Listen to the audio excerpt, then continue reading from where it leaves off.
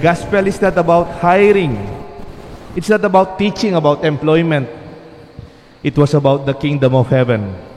It is an analogy of our salvation.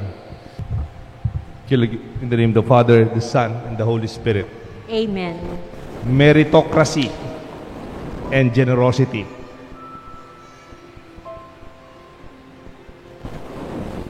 The gospel today speaks of the kingdom of God, the kingdom of heaven, like a landowner. Let us understand the context of hiring and reality of employment and some defining terms. Let's define some terms. Question, in terms of hiring, who gets hired first? Who gets the priority of being employed? Who are given the chance to work first? Sino muna ho yung inuuna? Nyari, may trabaho dyan. Sino yung unang kinukuhang magtatrabaho? Isn't it those who are able, those who are strong, those who know the job, those intelligent, the educated, especially if they are educated in good and better schools, and those who are highly skilled? Detang ating abilidad, ilang yunadang puwanan. Second question, who are not prioritized in hiring? Nino man detang mitatawli at makakwa. Potating obra, lakwa, makukwa. Ela agad mapipili. Siyempre, those who are less skilled, detang biyasa. Detang may kapag-aral. Detang may na. O detang disabled. O ningkay detang alang abilidad. Abroad, mayroon po isang lugar doon, tinatawag nilang parang hiring market, parang skills market. Noon napasyal na po ako sa isang lugar, particularly New York. Mayroon po isang lugar sa New York, in Queens. Mayroon po isang kanto doon, yung mga tao gusto magtrabaho for the day, meron silang nakalagay na ganito. Nyari, sabi niya, plumber, carpenter, gardener, mechanic, painter. Nakaganyan po sila.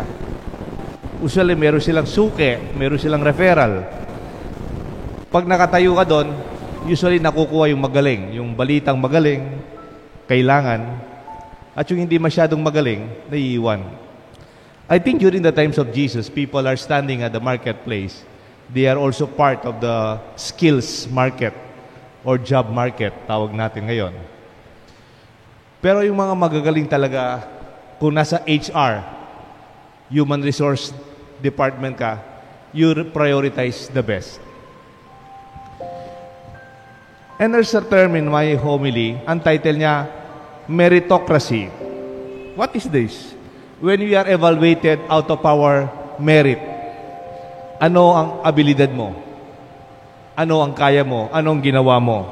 You are measured by your effort, your skill, your contribution to the whole achievement, and the value of your abilities. Siyempre, kung ako, ang abilidad ko lang hawak-hawak ko lang walis. Ikaw naman, hawak mo, laptop, computer. Iba yung level ng skill. Kaya nga, meritocracy is my value as a person and my contribution. And there is an extreme expression of meritocracy. It's called entitlement. I work for this. I deserve it. It's mine. It's out of my effort. I am better than others. I work harder. Mas mapagal ko, mas biyasa ko, mas marakal ko abilidad kesa kayo. Mas dakal ko, dakal ko asaw. However, there's another extreme other than meritocracy. It's called generosity. What is generosity? When you are giving and sharing out of one's graciousness. It is giving freely, out of goodwill. Itang sasawb ka mo, mo nalalon. Biyasa ya, liya. Basta susupan na ka mo. It is free. It's given away. This is joyfully giving without counting the cost. It does not focus on who is deserving or undeserving. Actually, generosity can choose to extend kindness and help to those who are more in need. Neng kay buri mo lang mas sopan, detang mas mangailangan at makapakinabang ketang sa saop mo. Then there is what we call merit orientation attitude. Na ano po ito? Ng meritocracy. When you apply it, you look at others and compare your efforts, your skills and contribution and intelligence. I deserve more, and they deserve less. It is not fair. I don't deserve this. I deserve more. They work much less time, and they get the same pay as I am. O ito po yung kikatang ebanghelyo. Makwentala, detang biyasat masikan, detang minunang mekwa keng obra. Kukumparaday sa realidad retang tauli, detang mayaus tauli. The effect of what they are saying is, it's not fair to me. We deserve more. We should have been paid more.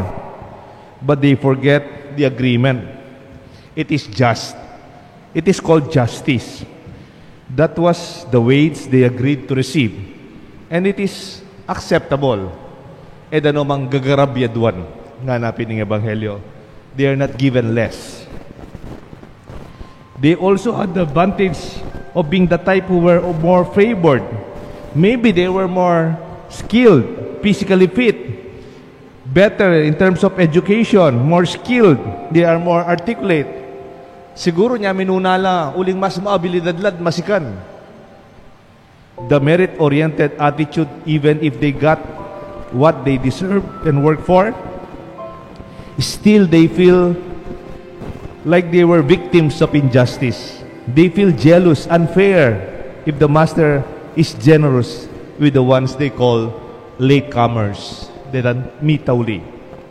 The extreme of merit-oriented attitude is resentfulness or being resentful. Emwa tanggap, potang dengaliwa, tatanggap lang grasya. They feel it's undeserved. Laman dapat susopan din? O susopan mo rin? Katamad na rin. Laman biyasa. Laman magobra. When you feel they are always measuring and they are always counting in details, makwentala, panelang susukat, panelang mamilang. They see only themselves as victims of injustice. They don't realize that they are playing in a field in society that is not real level. It's not really just out there. May mga taong nakapag-aral kasi mayaman. May mga taong hindi nakapag-aral kasi mahirap yung buhay. They already are blessed from the very beginning. That's actually more favored over others. And you are working for it. Thank you. You deserve it. And you will easily be employed tomorrow. Bukas naman, pwede ka pa namang magtrabaho. You can get a better job tomorrow and more opportunities are waiting for you. Work and efforts must be celebrated. Bakit? Masama ba kung magaling ka? O masipag ka? O napagod ka the whole day? Wala namang masama doon. You should celebrate. Nakakapagtrabaho pa tayo. Malakas pa tayo. At nakakatulong tayo.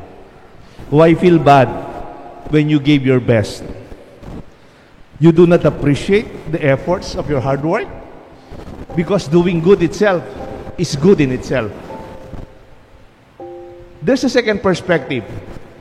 It's called the grace-oriented attitude. We call it generosity. In the first batch, who were overwhelmed with resentment and envy, the succeeding batches are overwhelmed with gratitude. They must be overwhelmed by gratitude. They are aware that they do not deserve the generous pay. They even be much conscious that others might feel. But they are happy enough to be hired even up to the last minute. They would have been happy if they've been paid by the hour or less than the first batch. In short, they were not expecting more. The ones who don't expect generous pay are surprised, and the ones who expect are actually disappointed. What changed the attitude of the master and made more magnanimously to the latecomers? His realization that they too need a good pay for their family. The ones he easily labeled as lazy bystanders, whom he thought they were, it's just they were not getting hired. They were not prioritized. They were not the best. Actually, they are among the least. They were less in opportunity for them. And yet they did not give up even when everyone else had been taken for employment. Ang mabuti po dito sa mga latecomers, nakatayo pa rin po sila doon kahit alas 4 na, nangangarap sila sana magkaroon sila ng trabaho. Alas 3 na, nandun pa rin po sila, nagkaroon ng pag-asa. Sana kahit magkano lang, may pera kong maiuwi sa pamilya ko, may makakain kami ngayong gabi. And yet, they did not give up.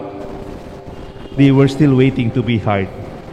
They were so desperate for a job that they chose to stay. They waited and take chances that they still get employed, even for just an hour or so. They actually may be expecting more than their own effort exerted. Ang tawag po dyan, charity with justice. Kaysa bibigyan lang ng pera nung may-ari ng lupa, pinapunta sila doon para maranaman nila, nagtrabaho din naman ako. Kumisan kasi charity can be humiliating. If you give dignity or recognize the dignity of others, let them work for it, even express what they can do. Kumisan may tawag tayo dito yung tinatawag nilang labor for food, work for food. At least they were able to earn a little something, and something will bring home their family. Where do you see your life? From the perspective of meritocracy or generosity? Sabi nung Bible, if you count our iniquities, who will survive? Sino ba ang talagang karapat-dapat sa mga tinatanggap nating grasya kung ang Diyos talaga ay magbibilang sa ating mga kasalanan? Actually, the gospel today, it's not about labor and hiring and work. Actually, it's just an analogy. Because if you listen to the first line of the gospel, Jesus said a parable to His disciples, the kingdom of heaven is like a landowner who went out at dawn to hire laborers to his vineyard. Ang kwentuhan po dito sa totoo, hindi man tungkol sa trabaho, hindi man tungkol sa abilidad, hindi man tungkol sa lupa o sa ubasan. Ito ay halimbawa lamang sa kaharian ng Diyos, sa ating kaligtasan. The gospel is not about hiring. It's not about teaching about employment. It was about the kingdom of heaven. It is an analogy of our salvation. Parang sinasabi sa atin ni Jesus, sa ating kaligtasan, huwag mo lang bilangin yung mabuting ginawa mo. O dahil may mabuti kang ginawa at may pinagpaguran ka, tignan mo ang pagpapatawad ng Diyos sa iyo. Because we all need generosity, not only our own merits. Alam niyo po, mayroon akong nakitang video. Pwede niyo nang i-play yung video. Pwede niyo nang i-play yung video sa mga online. 3 minutes kasi yata yan. Alam niyo po, may isi-share akong video sa inyo. Sa Brazil, may graduation ball. Grade 6. Yung graduation nila, sasayaw sila. Nakamagandang damit. Tapos yung partner, maganda rin yung damit. Naka-tuxedo. Tapos yung mga girls, naka-gown. Graduation ball. Ang instruction sa nila, mag-invite ka ng pamilya, best friend, kamag-anak, o siguro tatay mo, kuya mo. Itong bata, batang maliit, babae, ang pinili niya, yung kapatid niyang disabled. Yung kapatid niyang naka-wheelchair. Una, ayaw ng mga magulang. Ayaw nila, siyempre nakakaya. Yung kapatid niya, naka-wheelchair. Pero yung babae, yung ate, sabi niya, I will not attend my graduation ball. Kundi yung kapatid ko, partner ko. Alam nyo? Nung graduation ball na, napaka-formal, no? Pabaw-baw po silang gano'n. Nung sumayaw na sila, yung iba, yung kasama nila, tatay, kuya, siya po, ang kasayaw na, ang kapatid niya naka-wheelchair. Sinasayaw niya ang kapatid niya naka-wheelchair. Kung minsan, sasabit pa yung kanyang damit sa wheelchair, tatanggalin niya, tapos pinapaikot niya. Tama naman yung dance step niya. Alam nyo, ang saya-saya ng batang babae. Sinasayaw niya yung kapatid niya na nasa wheelchair. At the peak of her graduation, hindi man ang sarili niya inisip niya. Hindi niya ikinahiya yung kapatid niya. Sinayaw niya, binigyan niya ng oras na napaganda para sa kapatid niya. The young boy was also smiling. The inspiring video of the young girl elementary graduation dance. All students were given the chance to invite a family, a friend, a schoolmate, who will dance with them as their partner. The young girl decided to dance with her disabled brother in a wheelchair. At first, the parents objected, but the young girl insisted. If her disabled brother will not attend, she will not attend her graduation ball. The 3-minute video was very touching. Every time I watch it, it brings in me joy, deep sense of joy, thanksgiving, and even tears when I watch the video. This must be the kingdom of heaven. Ito siguro ang kaharian ng Diyos, na kahit hindi tayo karapat-dapat, hindi man tayo pwede, o hindi man tayo dapat dyan, they will go out of their way to include us in the bold celebration, ang kaligayahan ng kaharian ng Diyos. May we have the spirit of that young girl dancing with her disabled brother, considering his brother, even maybe she deserve another partner. That is called love. That is called real love. And that is the kingdom of God.